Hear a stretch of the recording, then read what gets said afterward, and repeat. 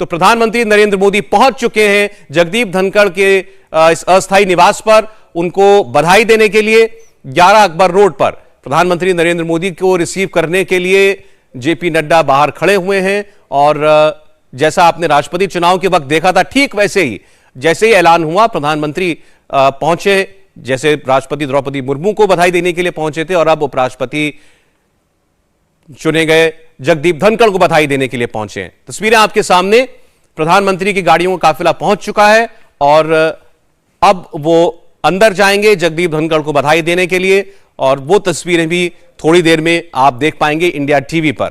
जगदीप धनखड़ का चुनाव जीतना तय जरूर था।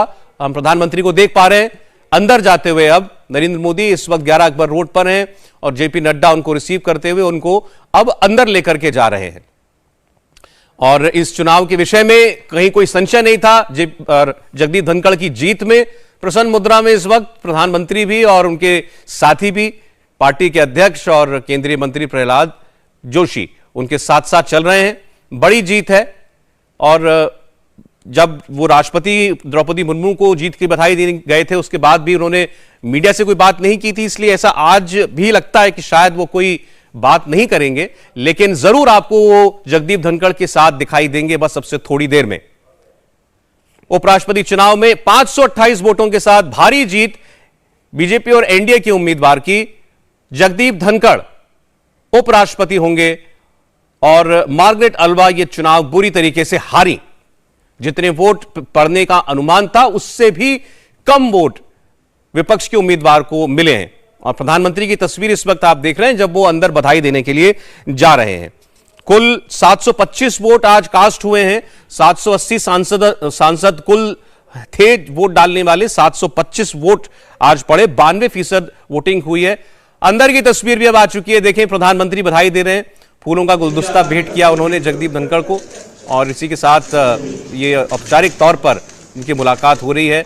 वाइस प्रेसिडेंट इलेक्ट हैं इस वक्त जगदीप धनखड़। उनको बधाई देते हुए प्रधानमंत्री नरेंद्र मोदी। 11 अकबर रोड की ये तस्वीरें जब प्रधानमंत्री ने बधाई दी जगदीप धनखड़ को, तो खुद प्रधानमंत्री यहां पहुंचे और दोनों के बीच बातचीत। और आप देख सकते हैं जाहिरी तौर पर बहुत प्रसन्न दोनों ही, प्रधानमंत्री भी और जगदीप धनखड़ भी।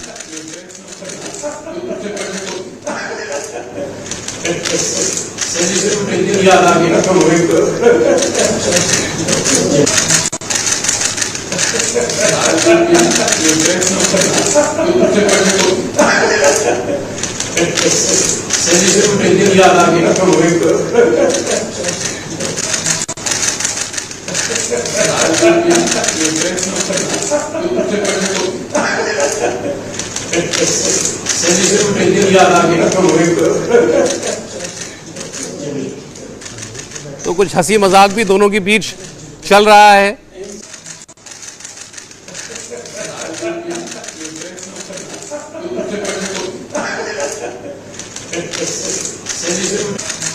तो प्रधानमंत्री अब जगदीप धनखड़ के को बधाई देने के लिए वहां पर पहुंचे 11 अकबर रोड पर। और इस वक्त दोनों के बीच बातचीत चल रही है, मुलाकात चल रही है।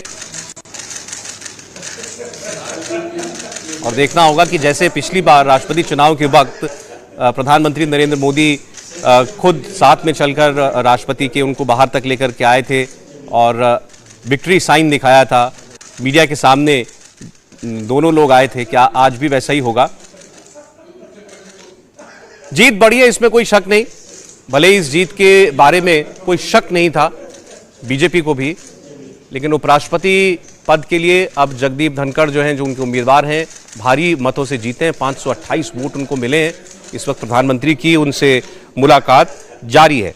और मार्गरेट अल्वा को जो मिलने वाला वोट है, अब एनडीए के उम्मीदवार यानी जगदीप धनखड़ को मिलने वाला वोट आप मानिए 70% के ऊपर रहा जितने वोट पड़े उसमें से। और मार्गरेट अल्वा को ऐसा लगता है कि 20% के करीब वोट जो हैं वो इस चुनाव में मिले हैं, 20 से 25% के करीब।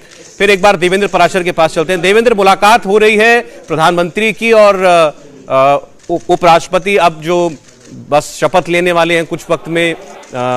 जगदीप धनखड़ के बीच हंसी मजाक भी चल रहा है और जाहिर है बड़ी कॉन्फिडेंट रही होगी बीजेपी, आंकड़े उनके पूरी तरह उनके साथ थे और विपक्ष बिखरा हुआ दिखाई दिया। बिल्कुल वही राष्ट्रपति चुनाव वाली तस्वीर दोहराई जाती दिखी आज।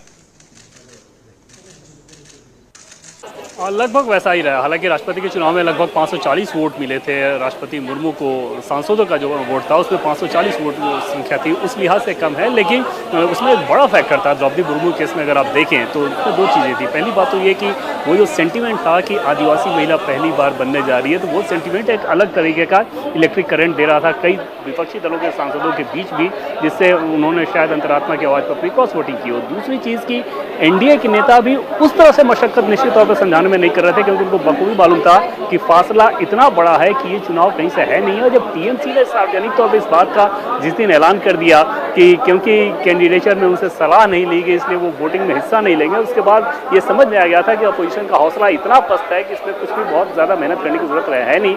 हालांकि क्योंकि प्रधानमंत्री नरेंद्र मोदी के कार्यकाल को, उस कार्यकाल में आप बीजेपी के नेताओं की रणनीति को देखें तो किसी भी चुनाव को वो पूरी शिद्दत के साथ लड़ते हैं और अंतिम समय तक लड़ते हैं। और आज दिन भर जैसा मैंने देखा कि लोकसभा के चुनाव में या विधानसभा के चुनाव में पार्टी की मशीनरी जिस प्रकार से एक्टिव रहती है सौरभ, तकरीबन वैसी ही स्थिति आज भी मुझे दिख रही थी। और एक बाकायदा टीम थी जो हर एक नेता को फ़ोन कर करके ये पूछ रही थी कि आपने वोट कास्ट किया कि नहीं, अगर नहीं किया तो आप कहाँ हैं, कब तक आप आ रहे हैं। इस प्रकार का जो फॉलोअप था, आप अंदाज़ा लगा सकते हैं कि उस फॉलोअप के बाद रिजल्ट कैसा आना था, और वो रिजल्ट वैसा ही आया है।